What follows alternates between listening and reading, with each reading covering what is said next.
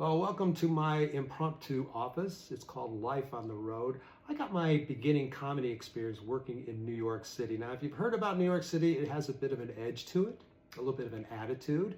Not only the comedy scene and the comedians, but just life in general. I'm not taking anything away from my friends in Hollywood or the very funny comedians I work with in the Midwest, but New York had a little bit, I'll say it again, attitude towards it.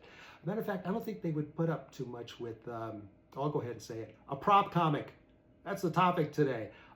We'd never had any prop comics that I worked with in New York City. I can't imagine the comedians who were hanging around the club at that time, like Bill Hicks or Dan Vitale or even Dave Attell, would be into prop comics. Matter of fact, I think one of the funniest inside jokes of the TV show Seinfeld was when the great Dom Irrera played a prop comic called Ronnie.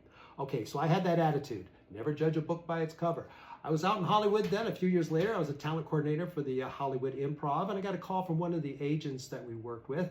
We booked a lot of his clients, and he said, "Dave, I have one of my comics in town tonight. He's doing a TV show tomorrow, 7 minutes. Can I bring him into the Improv to practice that 7 minutes in front of a live audience?" I said, "Sure, yeah, bring him in. Who's your comic?" And he says, "Carrot Top." I didn't know Carrot Top. Now, I'll be honest with you. I just had come out from New York City. We didn't have any prop comics. I'd heard of Carrot Top, of course, but I didn't watch a lot of television. I was in the clubs every night watching these comics live. So I really didn't know anything about him. So I'm sitting in the back of the Hollywood Improv, and my agent friend comes through the door carrying this brightly colored trunk with him.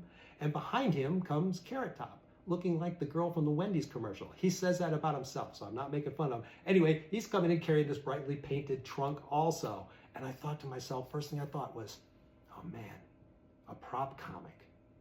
Yeah, I had that New York jaded attitude. Carrot Top went up on stage. Of course, he brought the house down. It was one of the funniest things. And I talked to him afterwards. I said, "How come I don't know you?" And he said, "I couldn't really play New York City doing props. It really wouldn't work in New York." So he came up through the college scene and built his fan base that way. You know what?